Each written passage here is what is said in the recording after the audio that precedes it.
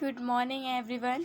चलिए आज हम अपना नेक्स्ट एक्सरसाइज स्टार्ट करते हैं। एक्सरसाइज 10.3 ऑफ वेक्टर्स कि हमें इन दोनों वेक्टर्स के बीच में थीटा निकालना है या एंगल निकालना है, जिसमें जो ए है ये मैग्नीट्यूड √3 और 2 जो है वो बी का मैग्नीट्यूड है और ए डॉट बी 6 रखा है। तो इन क्वेश्चन को करने के लिए मैंने आपको एक फॉर्मूला बताया था। ए डॉट बी जो होता है मॉडुलस ऑफ ए या फिर magnitude of A magnitude of B cos theta. तो मैग्नीट्यूड ऑफ ए जो है वो हमें दे रखा है √3 and it is √2 cos of theta and A dot B जो है वो है हमें गिवन है √6। तो अगर मैं इसको सॉल्व करूँगी तो वो आएगा मेरे पास 1/√2 which is equals to cos theta. Theta is equals to 45 degree. Question number second में हमसे बोला है कि इन दोनों वेक्टर्स के बीच में एंगल निकाल लीजिए। तो हमने जो आई कैप माइनस 2j कैप है प्लस 3 कैप उसको हम ए मान लेते हैं और दूसरे वाले वेक्टर को बी मान लेते हैं। तो सबसे पहले इन दोनों का मैग्नीट्यूड निकालना पड़ेगा। सो गाइस, मैग्नीट्यूड निकालने के लिए हमें पता है, अगर हमें मैग्नीट्यूड निकालना तो हम क्या करेंगे, √1² प्लस माइनस ऑफ 2² प्लस 3²। तो वो हमें मिल जाएगा 9 + 4 + 1 is 14 and magnitude of p is √3² plus minus 2² plus 1, it is again √14. So और a डॉट b निकालेंगे, वो आएगा, मैंने आपको जैसे मल्टीप्लाई करना सिखाया तो सिंपली i को i के साथ करेंगे तो वो आ जाएगा 3 + 4 + 3, तो वो आ जाएगा हमारे पास 7 8 9 10। नाउ हमें फॉर्मूला पता है A dot B is equals to modulus of A modulus of B cos of theta. तो ए डॉट बी जो आ रहा है वो हमारा 10 आ रहा है। Modulus of A is √14, modulus of B is again √14, it is cos theta. तो वो आ जाएगा 10/√14 या फिर simply 14 which is equals to cos theta. तो ये आ जाएगा 5/7 which is equals to cos theta और थीटा आ जाएगा cos inverse 5/7। Hope you understand this question 2। चलिए हम चलते हैं अपने नेक्स्ट क्वेश्चन की, जिसमें हमें दे रखा है दो वेक्टर्स हैं और उन दोनों का एक दूसरे पे प्रोजेक्शन निकालना है। तो प्रोजेक्शन निकालने के लिए हमें क्या करते हैं, जिस वेक्टर पे प्रोजेक्शन निकालना होता है उससे डिवाइड करते हैं।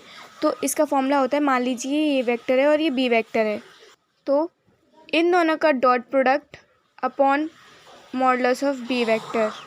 तो इस वाले वेक्टर पे बी वेक्टर पे प्रोजेक्शन निकालना है, इसलिए हमने इसकी मैग्नीट्यूड से डिवाइड किया है। अगर हमें बोला होता कि ए वेक्टर पर प्रोजेक्शन निकालो तो हम ए के मैग्नीट्यूड से डिवाइड करते। तो ए डॉट बी आ जाएगा 1 - 1/b, it is 1² + 1², it is simply 0। Question number 4 भी सेम ही है। अगर आपको नहीं आया तो आप प्लीज़ मुझे कमेंट सेक्शन में बताइएगा। नेक्स्ट क्वेश्चन है, हमें इन तीनों वेक्टर्स को शो करना है कि म्यूचुअली परपेंडिकुलर वेक्टर्स है। तो इसके लिए हम क्या करेंगे, इसमें हमें मान लीजिए ये ए वेक्टर है, बी वेक्टर है और ये सी वेक्टर है। तो सबसे पहले हमें ए डॉट बी निकालना पड़ेगा, फिर बी डॉट सी निकालना पड़ेगा, फिर ए डॉट सी निकालना पड़ेगा। अगर तीनों ही 0 आ जाए तो इसका मतलब ये म्यूचुअली परपेंडिकुलर वेक्टर्स हैं। तो मैं आपको करके दिखाती हूँ ए डॉट बी का। तो ये आ जाएगा 1/7 इज़ 1/49 ब्रैकेट में ए डॉट बी मीन्स इन दोनों का मल्टीप्लिकेशन विच इज़ 6 - 18 + 12। तो ये आ जाएगा। सो गाइस, अगर हम इसको सॉल्व करेंगे तो ये 0 आ जाएगा। इसका मतलब ए वेक्टर और बी वेक्टर कितना आ रहा है, 0। तो इसी तरीके से हम अगले बी डॉट सी भी कर सकते हैं और सी डॉट ए भी कर सकते हैं, तो वो भी 0 आएंगे। इसका मतलब ये म्यूचुअली परपेंडिकुलर वेक्टर्स हैं। अब हमें इसमें एक पार्ट और दे रखा है कि हमें ये यूनिट वेक्टर शो करने हैं। यूनिट वेक्टर शो करने के लिए हम क्या करेंगे, इनका मॉडुलस निकालेंगे। 1/7 2i cap plus 3j cap plus 6k cap का। तो वो हमें सिंपली मिलेगा 1/7 हम बाहर निकाल लेते हैं, 1/7 को पहले हम इसमें अंदर मल्टीप्लाई करते हैं। It is 2i7i cap plus 3/7j cap plus 6/7k cap. तो ये हमें मिलेगा √4/49 plus 9/49 plus 36/49। It is simply 49/49 root which is equals to 1. Hope you understand this fourth question. Sorry, this is question number 5th. हमें question number 6 में proof करना है या हमें सिर्फ फाइंड करनी है ए वेक्टर और बी वेक्टर की वैल्यू। तो हमें ये कंडीशन दे रखी है, हम इसके अकॉर्डिंग हमें इसको निकालना है। तो चलिए निकालते हैं। तो ये आएगा modulus of A vector square plus modulus of B vector square, क्योंकि हमें पता है A plus B A minus B is equals to A square plus B square, जो कि दे रखा है हमें 8। एंड ये हमें दे रखा है A vector is equals to 8 times of B vector. तो हम यहाँ पे ए वेक्टर की जगह पे लगा देंगे vector whole square plus modulus of B vector whole square. तो ये जाएगा 64 B vector whole square plus B vector whole square which is equals to 8। 65 modulus of B vector is equals to 8। तो B vector की value आ जाएगी 8/65, वो आ जाएगा 8/65 का होल रूट। सॉरी गाइस, एक मिस्टेक हो गई है, यहाँ पे ए माइनस बी आएगा। इट इज़ 63, तो ये आ जाएगा root 8/63। Hope you understand this B. ना हम निकालते ए वेक्टर की वैल्यू क्या होगी। ए वेक्टर दे रखा है 8 टाइम्स ऑफ बी वेक्टर, तो हम क्या करेंगे 8 से मल्टीप्लाई कर देंगे रूट 8/63। आई होप आपको समझ में आ गया होगा ए और बी की वैल्यू कैसे फाइंड करनी है। चलिए अब चलते हैं अपने नेक्स्ट क्वेश्चन की तरफ, जो है क्वेश्चन नंबर 7th में हमें इन दोनों का प्रोडक्ट निकालना है। ये आप अपने आप खुद ही करिएगा। नेक्स्ट क्वेश्चन नंबर 8 है कि हमें ए और बी वेक्टर का मैग्नीट्यूड निकालना है, जिससे कि जो एंगल है वो 60 डिग्री आ रहा है और जो उनका स्केलर प्रोडक्ट है मीन्स ए डॉट बी है जो वो है 1/2। तो चलिए देखते हैं इसको कैसे करेंगे। अब देखते हैं A vector dot B vector is equals to modulus of A vector modulus of B vector cos theta. A dot B हमें दे रखा है 1/2। ए वेक्टर और B vector is equals to cos theta. Cos theta means cos of 60 degree. और हमें इसमें एक चीज़ और दे रखी है कि magnitude of A vector is equals to magnitude of B vector है। तो 1/2 into cos 60 1/cos 60 which is equals to magnitude of A square ले सकते हैं, क्योंकि ए वेक्टर को मैंने बी वेक्टर को भी मैंने ए वेक्टर मान लिया है। तो cos 60 की वैल्यू होती है विच इज़ 1/2। तो ये सिंपली हो जाएगा 2/1 which is equals to modulus of A square. तो 1 is equals to modulus of A square, तो वेक्टर ए की वैल्यू आ जाएगी 1, सो बी वेक्टर भी आ जाएगा 1। Hope you understand this question number 7। चलिए क्वेश्चन नंबर 8 की तरफ। सो गाइस, क्वेश्चन नंबर 9 में बोला है कि हमें मॉडुलस ऑफ एक्स वेक्टर निकालना है, जिसमें जो ए वेक्टर है वो क्या है यूनिट वेक्टर मींस ए की वैल्यू कितनी है 1। तो इसको सिंपली ए माइनस बी ए प्लस बी आइडेंटिटी सॉल्व करके हम मॉडुलस ऑफ एक्स की वैल्यू फाइंड कर सकते हैं। Next is question number 10। If अगर हमें 3 वेक्टर्स दे रखे हैं सच दैट 2 कंडीशन दे रखे हैं that A plus lambda B is perpendicular to C, तो हमें लैम्डा की वैल्यू फाइंड करनी है। चलिए हम देखते हैं इस क्वेश्चन को कैसे सॉल्व करेंगे। तो गाइस, जैसा कि हमें बताया परपेंडिकुलर वेक्टर दे रखे हैं, तो इसका मतलब उनका डॉट प्रोडक्ट जो होगा वो कितना होगा 0। तो ए वेक्टर को लिख सकते हैं 2i cap plus 2j cap plus 3k cap plus lambda times of B vector. B vector is i cap plus 2j cap plus k cap and multiplied with 3i cap plus j cap is equals to 0। तो अगर हम इसको solve करें तो ये आ जाएगा 2 minus lambda i cap plus 2 lambda j cap plus 3 plus lambda k cap multiplied by 3i cap plus j cap is equals to 0। तो अगर हम इसका मल्टीप्लाई से करें तो आ जाएगा 6 माइनस 3 लैम्डा प्लस जे का मल्टीप्लाई करेंगे तो आ जाएगा 2 प्लस 2 लैम्डा के है नहीं तो वो सिंपली 0 हो जाएगा इज इक्वल्स टू 0। तो ये हो जाएगा 8 minus lambda is equals to 0। तो लैम्डा की वैल्यू कितनी आ जाएगी 8। Hope you understand this question 2। अब हम चलते अपने क्वेश्चन नंबर 11 की तरफ। तो हमें ये सिर्फ इसमें सिंपली शो करना है कि ये show that the a vector modulus of A vector b plus b modulus of B vector into is perpendicular to this for any 2 non zero vectors. तो हमें क्या करना है इन दोनों का डॉट प्रोडक्ट 0 प्रूफ करना है। तो ये क्वेश्चन आप अपने आप करिएगा। क्वेश्चन नंबर 12 पे बोला है कि अगर a डॉट ए अगर 0 है and a dot b zero है, तो हम बी वेक्टर के बारे में क्या कॉन्क्लूड कर सकते हैं? हम ये नहीं कह सकते कि बी वेक्टर ज़ीरो होगा, और बी वेक्टर ज़ीरो हो भी सकता है और नहीं भी हो सकता। क्वेश्चन नंबर 13 पे कि यूनिट वेक्टर है A B C such that ये this is equals to zero, find the value of A dot B plus B dot C plus C dot A. तो इसमें एक फॉर्मूला हम यूज़ करते हैं जो होता है A vector plus B vector plus C vector का होल स्क्वायर। तो चलिए हम देखते हैं इसको कैसे करना है। So guys, A plus B plus C कितना दे रखा है? ज़ीरो। तो अगर इनका होल स्क्वायर करेंगे तो वो भी ज़ीरो आएगा। A vector square, B vector square, C vector square plus twice of A dot B plus B dot C plus C dot A कितना है? Zero.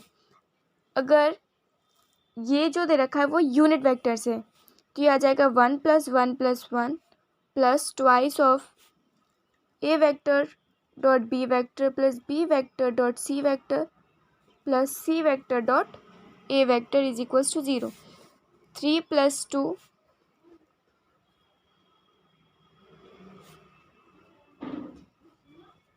it is twice of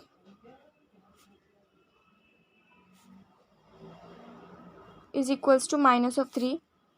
तो a dot B plus B dot C plus C dot A आ जाएगा -3/2। Hence ये रहा इसका answer.